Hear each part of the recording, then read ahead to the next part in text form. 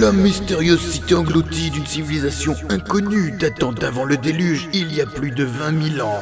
Bon, aujourd'hui on part dans le nord-ouest du Pacifique, dans une région appelée la Micronésie, où une île fait beaucoup parler d'elle avec un site archéologique qui alimente les dingueries complotistes diverses et variées. Ce serait une cité en corail construite par une civilisation ancienne et ensevelie sous les eaux il y a 20 000 ans. Sauf qu'il n'y a rien de vrai dans cette phrase, donc retour un petit peu sur la vérité sur le site de Nam Madol.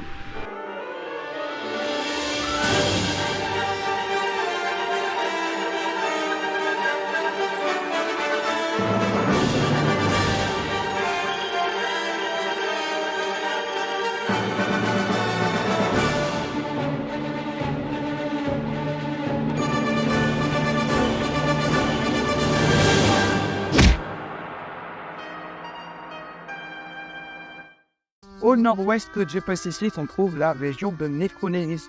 Et c'est une région où on a très peu d'informations à ce sujet, et en particulier sur les datations de peuplement de ces très nombreuses îles.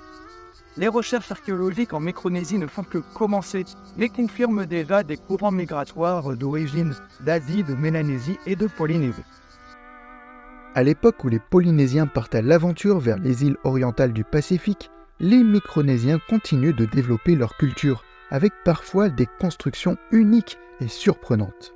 L'île de Ponap, aujourd'hui Pohnpei, est célèbre pour ses impressionnants vestiges.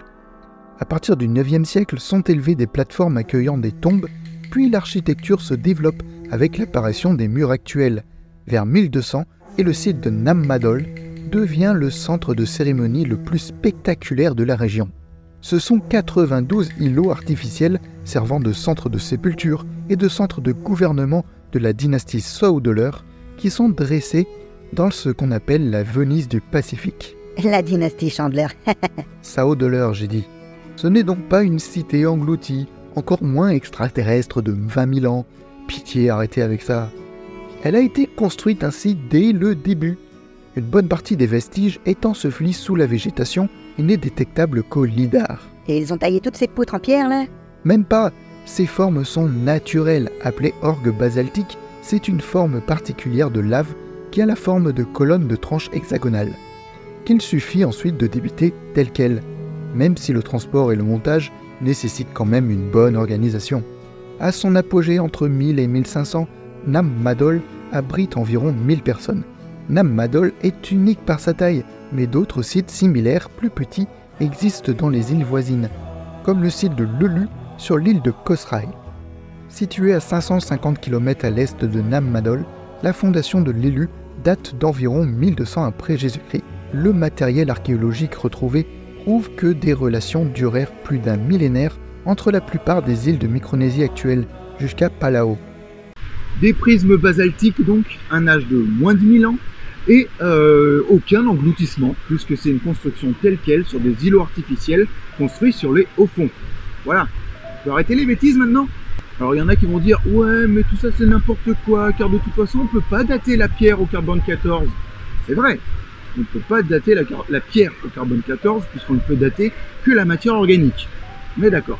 Sauf que sur un site de fouilles, on ne va pas se contenter de regarder seulement les pierres, mais on va aussi rechercher des petits éléments qui se trouvent autour, surtout ces dernières années, post-2000, où se sont vraiment développées ce qu'on appelle les disciplines paléo-environnementales, qui consistent à trouver tous les petits éléments comme du pollen, des restes de bois ou de graines, qui pour le coup sont bel et bien organiques et peuvent être datés. Du coup, c'est en analysant ces éléments qu'on peut obtenir une datation d'activité, en tout cas sur le site archéologique. Alors bien sûr, il y a aussi les ossements, si on en trouve, qui sont d'origine organique et qui permettent de dater. Mais clairement, on ne trouve pas des ossements sur tous les sites archéologiques, loin de là. On peut citer l'archéobotanique, centrée sur les restes végétaux trouvés sur les sites de fouilles, la palynologie, l'étude des pollens et des spores, la xylologie sur les essences d'arbres, l'anthracologie sur les charbons de bois, la dendrochronologie sur les cernes des arbres et la carpologie sur les graines. Toutes ces spécialités, qui semblent un peu opaques aux néophytes, Sans déconner. Non, j'utilise ces mots tous les jours, moi.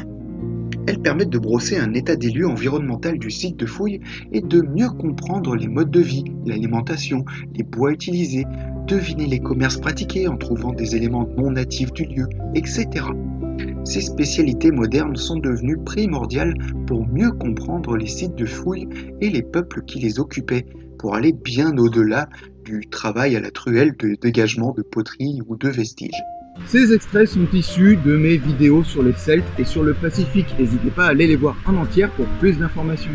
Sur ce, je vous dis à très vite. Salut, ciao!